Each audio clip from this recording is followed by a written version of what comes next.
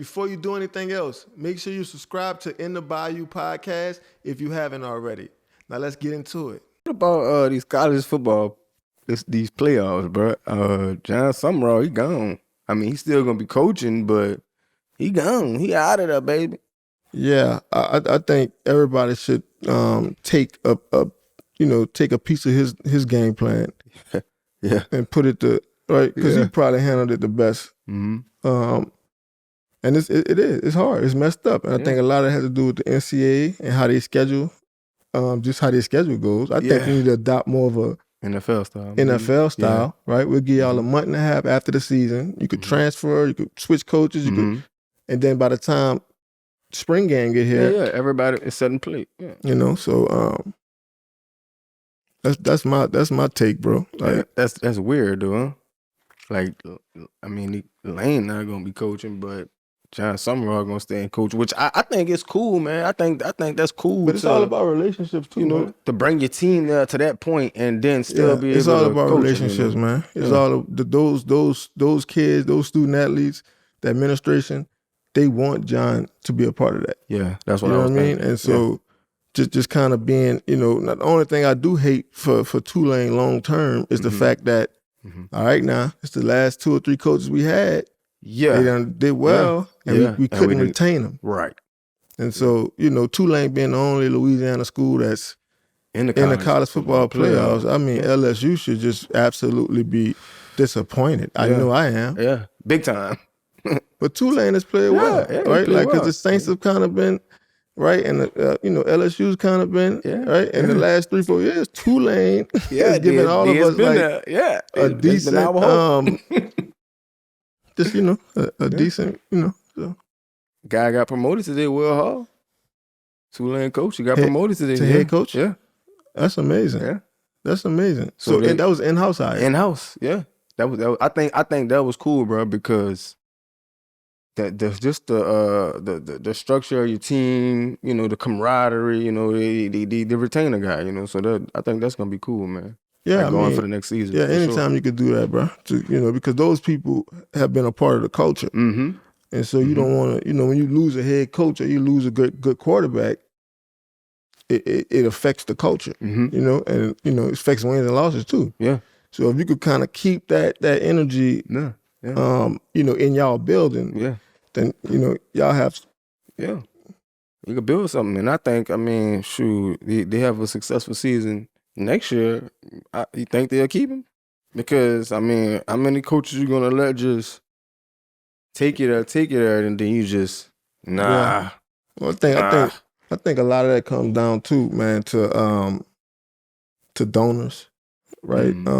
I just don't think Tulane has that type of money to compete with some of these big Texas donors, and these people got a lot of real money, so I think that's what it's going to take ultimately, right? Is a donor to step up and just kind of take responsibility for it, so because it do cost money to retain these coaches, right? And we was talking about Lane, right? Like, but it's you can't be mad at people for wanting to continue to kind of elevate their career. There's nothing wrong with that. No. But the way Lane did it was much different than the way Jon did it. Doing, yeah, for sure. Right, and I think that matters to the kids, right? So, I don't think anybody from Ole Miss wanted Lane to stick around, because they just felt betrayed. Yeah, no doubt. Nah, I'm for sure they would have made some type of video saying, Lane, get your ass out. Yeah. You know that for sure. So, what you think? Sumrall? You think that was a good hire for Florida? Think that was a good move for him? Yeah, I think so, because we talking about culture, right, and attitude, and how important a coach is for that, right? And we thought Billy was going to do it, right? But didn't get it done. I think Jon, what he was able to do at Tulane and kind of bringing that program together and keeping it together after Willie left. Yeah. That's a big deal, man. So I think he'll be all right. He'll have much more resources at Florida. A talent pool is just like the one he just left in Louisiana. Yeah. So he's going to be able to get good guys, players that can, players that he want, right? But it is the toughest division in college football. Yeah. Right? Like it's still the SEC. Still the SEC, baby. Again, right? Like, are the donors willing to back him? Yeah. Right? Yeah. Remember with the Michigan, Larry Ellison and all these dudes? He's one of the richest dudes in the world. Yeah. But they when it came time for it, Bryce Underwood was committed to LSU for 2-3 years. Right. Until they wrote him a $20 million check, and then he was a Michigan Wolverine. Yeah. With right? No problem. So do you have those type of donors? Do you have those type of people that are willing to step up for the football program because they know you're a great coach? You just need this dude or that dude. So that's the big question. Like, will the donors get behind him and back him up? Man, you think it's too late for them to have a playoff run? Him? A who? A playoff run? A playoff run. Mm-hmm. Tulane coach? What you mean? Think he could get that turning around like that? I mean, because like you said, it's you're talking about at Florida. Yeah, at Florida. I mean, that's the goal. They're going to have some athletes. I mean, it's like you said, it's the SEC. They're going to have some athletes. So. I mean, you've seen a lot of good teams this year got left out the playoffs, right? Yeah, so that shit is I mean, the weird chance of him just winning out or being better than Georgia and LSU or Alabama, I don't see that. Maybe they're like the 4th or 5th in Vanderbilt, right? Tennessee, right? So Oklahoma, Texas, all these people in the SEC now. So he might be the 10th best team in the SEC. Damn, I wouldn't put that expectation on him, but obviously, 2 years from now, right? If he was able to spend some money, stack 2 solid recruiting classes, then I think in year 3 or 4, people would definitely be expecting him to take a jump. Right. But I mean that's some time away. Man, what's all this this drama still was going on with with Lane? Even though I know Tulane is playing Ole Miss, we definitely want to talk about Lane, but Tulane is playing Ole Miss, bro. Like that shit is weird. Yeah, like it is both weird. of they. How is it that both of their coaches is gone? One of them still gonna be there to at least coach. Yeah. I mean, like I said, fundamentally, I just hate it for the players, man. Because you put so much work in, right? Like to get to that point for it all kind of just start like crumbling away. Right. It's tough, man. I couldn't imagine being one of them dudes in that locker room, bro. Because I'm like, what the hell? This shit's crazy. But that just brings us to, the NCAA, bro, and their scheduling. It's just an issue. Yeah, it's a big issue. I mean, we might touch on that one day, but for sure. It's bad. It's crazy. It's bad, man. Crazy. I don't think nobody should be put in that situation. Yeah, bro. The NCAA for you, man. Yeah, the rules are just ridiculous. Yeah. I mean, I believe Tulane played Ole Miss this year in the regular season. Yeah. I'm hoping Tulane could do something, but he might get the ass bust. Yeah, I can't see them beating. I just can't see them beating Ole Miss. I can't see them beating. Of course, it's gonna look a little different because this game is a little bit more meaningful. You know what I'm saying? But yeah, I can't see them beating them, bro. Because Ole Miss was at least able to get the OC somebody else to call plays. Correct. Even though he's going to LSU. But at least he'll be able to coach the game. Shit. So I think that right there is that okay. Then they're gonna still be able to score points and put up yards. Yeah. No doubt. Yeah. Ole Miss by 40. Nah, I'm just bullshit. They ain't gonna beat them by 40, hopefully.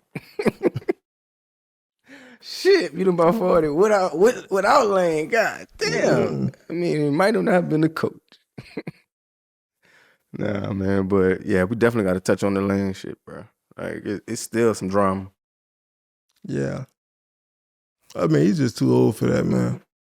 There's all kind of stuff going on. And I get it, man. Right? Like, I think all men kind of struggle with temptation and, I just think he at the height of it all right now, man. He down there in VR, bro. He's in your stomping grounds. You know what I'm saying? Yeah, man. He's probably feeling like the Bachelor walking around that bitch. He probably is. But they kicked the badge out, so yeah, man. But shit, he got at least he got a year to do at least. So He I got mean, strapped. listen, man, he's been through a lot. I think he's actually, I think he's grown. Is he perfect? No, but Nobody. I think at the end of the day, like he's shown some growth, and so let's just hope he could continue that and maintain that, and you know, LSU and Louisiana people expectations don't overwhelm. Yeah, I hope that shit 'Cause don't we like do weigh on him, expect. bro. I mean, we're expecting a lot. Man, bro. I was say that speaking for every Louisiana, like we expect a lot. We expect a lot. Speaking of expecting a lot, bro, look, I remember this shit. Our coach, Coach Dixon, bro, he used to expect us to win the 4x4 every single track meet. Well, we had 13 track meets this year. He expected us to win it 13 times. The expectations be high, man, early. Hey, guys, I don't know what you're doing right now, but make sure you subscribe. Now let's get back to this episode. Man, the players, they didn't want him to stay. Like, I think once they knew, you know, he was gone, it was like, shit, just go ahead on and get up out of here, dog. Well, no, I think you know, I don't know. I wasn't in the building, so I really don't know what kind of games he was playing, but you can't do that with kids, bro. 2, 3, 4 weeks, and they know what you're going to do. Right. And you just, you kind of, you know, straggling them along and trying to keep them close, but you know at the end of the day, and they know you about to leave. So I think that really hurted them. Like, we could have just like been upfront, been honest. Yeah. They could have received it a little better. I think the fact that he kind of strung that whole program along is really why they feel how they feel. Right? Because you could have said that. Yeah. You made it seem like for the last month, everybody was reporting shit that wasn't true. Right. And I like once kids realize that, and you got kids, but once they realize that, they take all that away from you. All of You'll never have a chance again to step on their heart. Right. You know what I mean? They don't want to do it. I think he really just did it to himself, man. Maybe it was his agent. Who knows? But I think that had a lot to do with it.